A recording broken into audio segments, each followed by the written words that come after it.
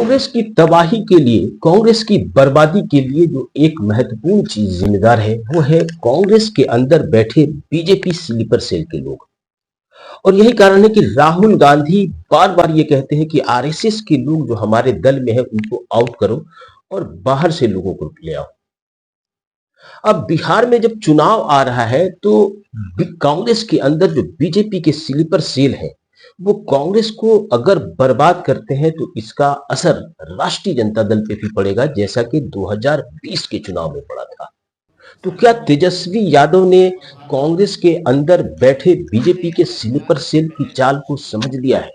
और क्या यही कारण है कि 25 वर्षों के गठबंधन के दौर में जिसे लालू प्रसाद यादव ने ऐसा कदम नहीं उठाया, वैसा कदम तेजस्वी यादव ने उठा दिया है। तेजस्वी यादव ने अपनी तमाम पॉलिटिकल परंपरा को किनारे करते हुए राष्ट्रीय जनता दल के लीडर की हैसियत से उन्होंने एक सदाकत आश्रम में जाकर के जो कल मीटिंग की, इस मीटिंग के पीछे की कहानी क्या है और क्या तेजस्वी यादव ने यह समझ लिया है कि अगर उन्होंने कांग्रेस के अंदर बैठे बीजेपी स्लीपर सेल का खात्मा करने में मदद नहीं की तो फिर 2025 का चुनाव खतरे से खाली नहीं है। आज हक की बात इरशादुल्लाह के साथ में हम बताएंगे कि कैसे कांग्रेस के अंदर बैठे बीजेपी के स्लीपर सेल में बिहार कांग्रेस को घुन की तरह खाने का प्रयास करता है। इस चाल को तेजस्वी यादव ने भांपा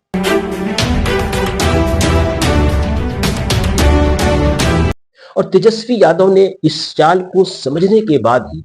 जो कल इंडिया गठबंधन की बैठक सदाकत आश्रम यानी कि बिहार प्रदेश कांग्रेस कमेटी के मुख्यालय में हुई,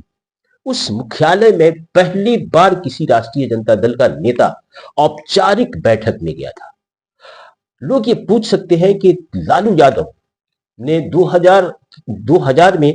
कांग्रेस के साथ गठबंधन शुरू किया था और कांग्रेस को अपनी सरकार का हिस्सा बनाया था। उसके बाद से कभी भी लालू प्रसाद यादव अपने दौर में कांग्रेस के सदाकत आश्रम वाले दफ्तर में औपचारिक मीटिंग के लिए नहीं गए थे। लेकिन तेजस्वी यादव ने राष्ट्रीय जनता दल की उस परंपरा को किनारे कर दिया और वो जाकर के सदाकत आश्रम में बैठक करते हैं इंडिया गठबंधन की। और ये एक बहुत ही महत्वपूर्ण बैठक होती है जिस बैठक में यह तय होता है कि इंडिया गठबंधन की समन्वय जो समिति है उस समिति का अध्यक्ष कौन होगा, कौन कौन उसके सदस्य होंगे। इसके पीछे की पूरी सियासत को और सियासत की साजिशों को समझने की जरूरत है। आपको पता है कि कांग्रेस पार्टी ने पिछले 2 महीने में बड़े बड़े फैसले किए। कांग्रेस पार्टी के जो प्रदेश अध्यक्ष थे अखिलेश सिंह, उनको हटा दिया गया और उनकी जगह पे राजेश राम को, जो एक दलित समाज से है, उनको पार्टी का प्रदेश अध्यक्ष बना दिया गया।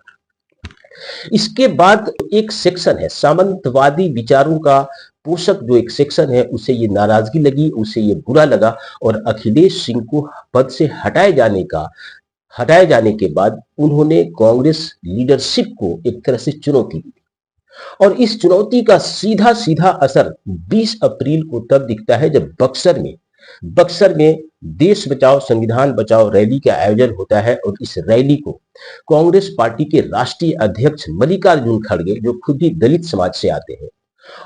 वो संबोधित करने आते हैं। और इसके लिए प्रदेश अध्यक्ष राजेश राम की तैयारियां होती हैं, लेकिन इस रैली में को बुरी तरह से विफल कर दिया गया।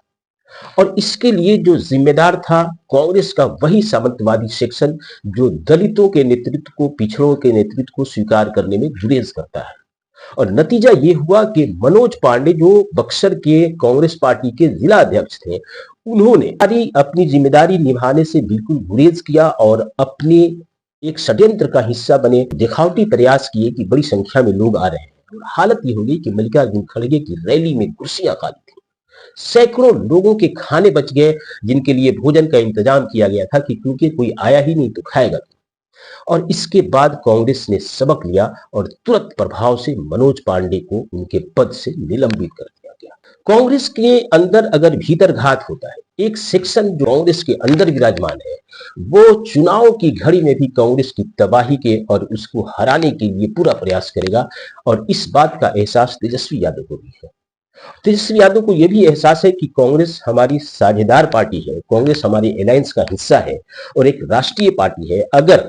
इस पार्टी को चुनाव में कांग्रेस के अंदर बैठे बीजेपी सेल के लोग उसे हराते हैं तो इसका असर राष्ट्रीय जनता दल पे भी पड़ेगा और नतीजा ये होगा कि जिस तरह से 2020 में कांग्रेस पार्टी को 70 सीट दिए जाने के बावजूद उसके सिर्फ 19 प्रत्याशी जीत सके थे और कांग्रेस की हार की वजह से ही महागठबंधन की सरकार नहीं बन पाई थी। कुछ सीटों से महागठबंधन की सरकार बनते बनते रह गई थी। ऐसे में तेजस्वी यादव ने उन परंपराओं को तोड़ करके एक दिलेरी का रुख अपनाया, एक ऐसा व्यवहार दिखलाया कि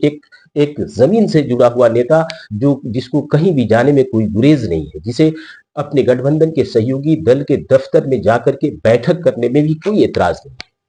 तेजस्वी यादव ने कल कांग्रेस पार्टी के मुख्यालय में सदाकत आश्रम में जाकर के यही संकेत देने की कोशिश की और इस संकेत का सीधा सीधा स्पष्ट उदाहरण है कि कांग्रेस के अंदर जो बैठे हुए बीजेपी आईटी सेल के लोग हैं, जो सामंतवादी विचारधारा के लोग हैं, ये बीजेपी को जिताना चाहते हैं।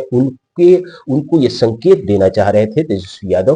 कि जो दलित हैं, जो अल्पसंख्यक हैं, जो पिछड़े वर्ग के लोग हैं, जो आदिवासी हैं, जो महिलाएं हैं, इनके अधिकारों की लड़ाई लड़ने वाला जो इंडिया अलायंस है, जिसे राहुल गांधी साफ साफ सोशल जस्टिस की लड़ाई कहते हैं,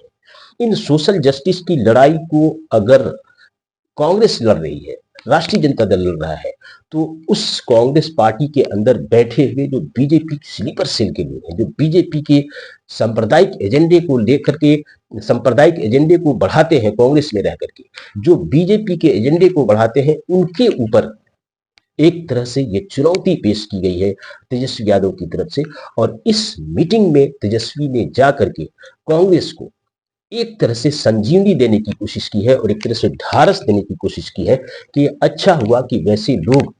जो कांग्रेस को अंदर ही अंदर खोखला कर रहे हैं, उनसे सतर्क हुआ जाए और उनकी पहचान की जाए।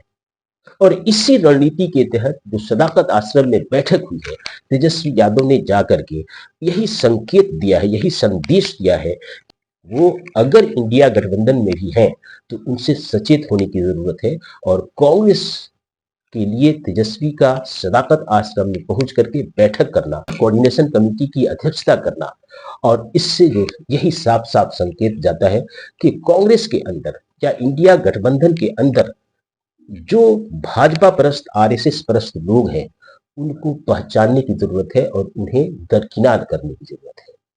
और यही कारण है कि मल्लिकार्जुन खड़गे की बैठक को जब असफल कर दिया गया तो इसकी जिम्मेदारी मनोज पांडे पे डाली गई और मनोज पांडे ने ये साबित कर दिया कि वो पार्टी के अंदर रहते हुए बीजेपी स्लीपर सेल की तरह काम कर रहे थे।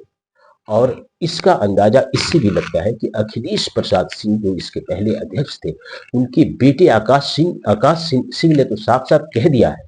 कि उनके पिता को अध्यक्ष पद से हटाए जाने के बाद या उनके साथ उनको इग्नोर किए जाने के कारण वे रैली सफल हुई।